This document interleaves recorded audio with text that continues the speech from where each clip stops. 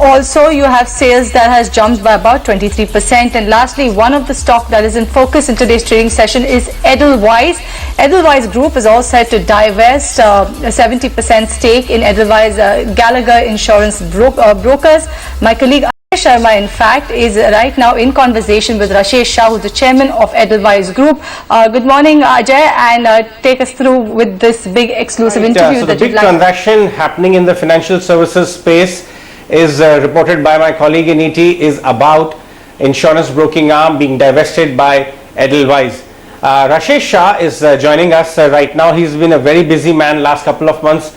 So many transactions are being executed by Edelweiss Group. We'll talk about this one first on the insurance broking side. Rashesh, good morning. Thanks a lot for speaking with us.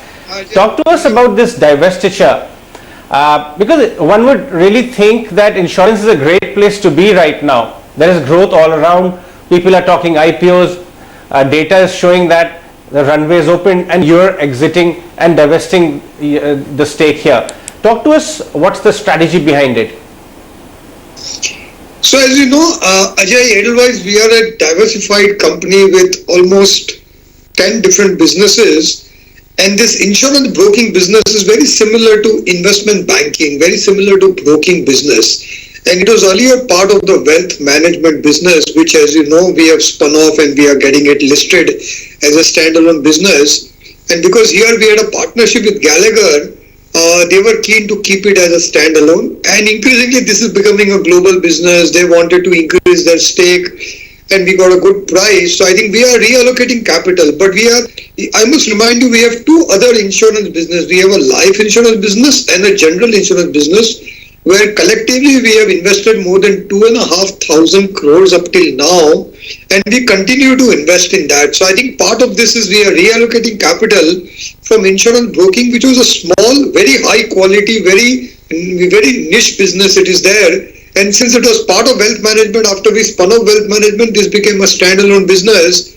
So our board decided if there was a good partner, the business future is very bright, and we can also replow this capital into other growth areas that we have. So we have, after this sale, we still have 8 businesses. We have a housing finance business, NBFC, asset management, mutual fund, ARC, life insurance, general insurance, and wealth management. All these are very good businesses, and we continue to grow in that. As you know, last year our customer assets have grown by 35% in the last 1 year. So as we have restructured and from one company with many divisions, we have now become many standalone separate companies, and each one has a very bright future and can take off on its own. Right. So very important clarification. This is only the insurance broking business which is being sold off. As a manufacturer, in other life in general, you stay there. You have also done a transaction in the wealth business a couple of months back. Very, PAG, one of the most reputed companies, have come in. Talk to us, how much capital have you raised together now, which is sitting on the books, and how would we be utilizing that? Because earlier you said that it is part of a capital allocation policy being reworked.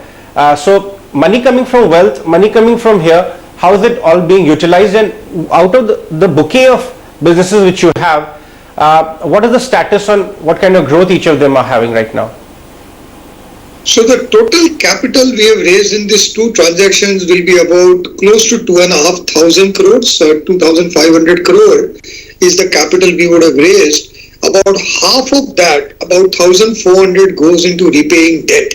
We had some holdco level debt that we had borrowed. We have now decided we're going to reduce the debt. So about 1,400 goes into reducing debt, and the balance goes as increased investments in our asset management business. As you know, our asset management business is growing very fast. We have an alternatives business and a mutual fund business. The collective assets are now close to 85,000 crores in both these businesses. As they are growing fast, we need to make some very tactical investments in that. We are making small investments in our NBFC and housing finance business, the retail part of the credit business that is growing very well, plus our insurance businesses. So this is a reallocation capital.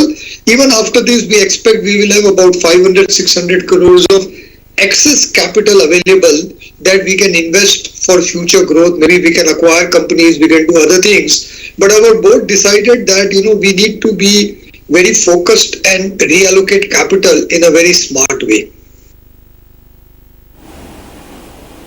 Right. Of course, capital allocation strategy is something most managements and most prudent managements are focusing on right now. Sorry.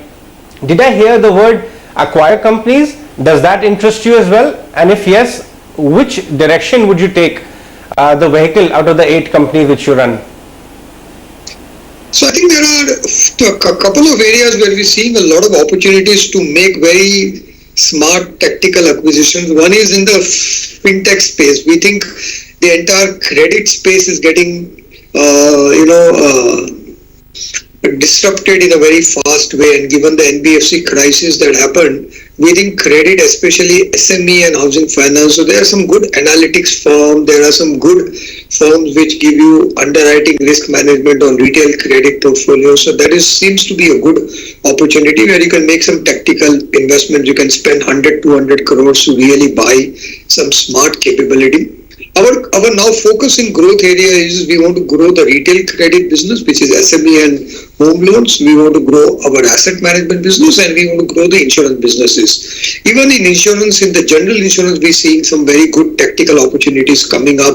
It's a very fintech driven business. So I think one of the biggest thing would be to buy stakes either which gives us distribution or stakes which gives us technological capabilities. In the future, business growth of Edelweiss, the two important things we want to focus on is getting distribution. We can get that by buying a small stake in a small finance bank, and that gives you distribution of the small finance bank for your insurance and asset management products.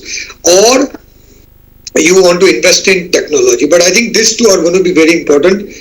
As we have become more retail, in the last 2 years, our retail customers have gone from 500,000 to 2.5 million customers. So we are adding now about between 1.2 to 1.5 million retail customers every year. So distribution is very important. Technology is very important for us. Have you identified any of those banks where you are keen to pick up small stakes, or some of the credit organizations or SME related fintech kind of companies, or what stage is the transaction in? Yeah, there is no development to announce or anything that I can. We constantly talk, we are evaluating, and I think the year 22 is a very important year because, as I said, we have restructured our businesses, we have simplified our organization structure, we have capitalized all our businesses adequately. So now all businesses have enough capital for their growth, plus we have some excess capital at the holding company level. So we will make sure that there is enough capital. Now we have to think about growth. See, Ajay, last 2 years have been about managing liquidity, simplifying the org structure, and making sure there is strong balance sheet. Let's come back on value unlocking. Who knows better than you? There would be soon another listed company from your house as well. How far is that? Edel Wealth. And talk to us, how is business growing over there because of such a buoyant stock market? So I think Edelweiss Wealth had a very good year last year. As you know, retail broking and individual investors coming back to the market has been a big thing. As interest rates have come down, investors are looking for advice on how to get some extra yield, how to manage risk very well given all the disruption in the mutual fund industry. So I think our customer assets in Edel Wealth Management last year grew by 25%. The business made a profit of approximately 240 crores in the last year.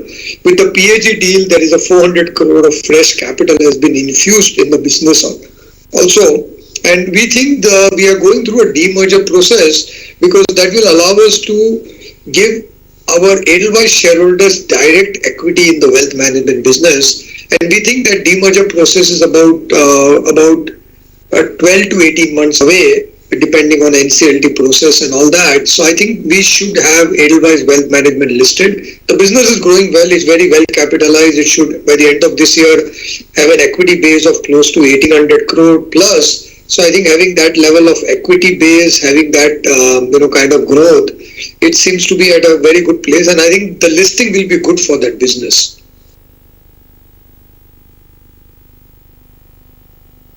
talking to you, I'm tempted to take just one last word on markets. You have seen cycles from the market point of view, from credit point of view, and economy as a whole as well. What stage of the market cycle are we looking at the economy which lies ahead in terms of rebound? Are we euphoric? Are we fairly priced? Your thoughts? It's always a challenge to make any predictions on the market. Market even after 30 years keeps us surprised, especially in the short term. So I think in the short term anything can happen. Some global announcement by US Fed, some Indian government announcement, some accident happening anywhere in the world could really derail the market. So I think in the short run it's very hard to say where the markets are headed. The next 3 months are actually, and I've felt that they are usually the most unimportant, trying to predict the next 3 months or the next couple of quarters. I think on a long-term basis, India has, there was a corporate profit degrowth for the last 8 years. From 2013 till 2021, corporate profit has constantly degrown for various reasons. The credit slowdown, the NPAs in the banking industry, IL&FS crisis, COVID, all of that put together. I think that long-term trend has turned around. And I do think the corporate profit will be on an uptick for the next 4 or 5 years at least. So I think on a 5-year basis, one feels very optimistic about corporate profit growth. I think as we put COVID behind us. Always very interesting listening to Rashesh Shah. Significant updates coming in for Edelweiss there. We're slipping into a short break, but on the other side, we'll take a lot of the viewer queries that are already piling in. Do stay tuned. Lots more coming up.